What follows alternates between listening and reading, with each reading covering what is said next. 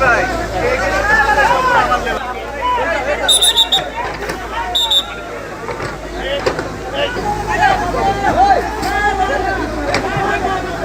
একটা ধ্বংস কার্যক্রম এখানে কার্যক্রম নিয়েছি।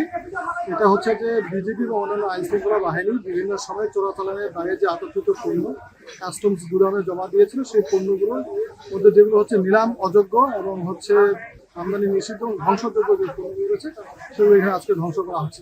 এটি একটা কমিটি রয়েছে আমাদের কাস্টমসের স্থায়ী আদেশে অনুযায়ী। সেই কমিটিতে জেলা প্রশাসনের প্রতিনিধি, পুলিশ প্রশাসনের প্রতিনিধি, পরিবেশ দপ্তর, মাদক, ফায়ার সার্ভিস, বিভিন্ন অন্যান্য পোর্ট সহ অন্যান্য দপ্তরের বিভিন্ন প্রতিনিধির সময় কমিটি গঠন করা হয়েছে। সেই কমিটির হচ্ছে যে সর্বসম্মতিক্রমে এবং সরাসরি তত্ত্বাবধানে আজকে এখানে ধ্বংস কার্যক্রম চলমান রয়েছে।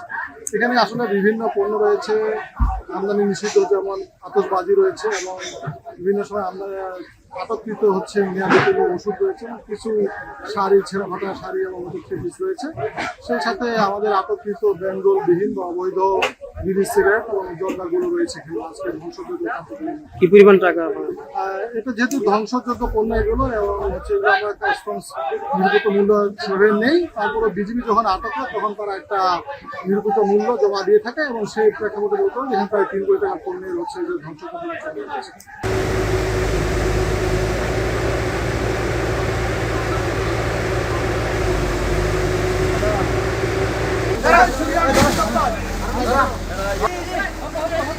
পরে কাটাকবালা কোনো কাম নেই।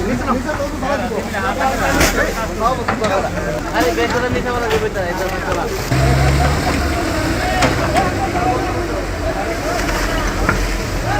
এটা ভিডিও ক্লিপ না ভাই।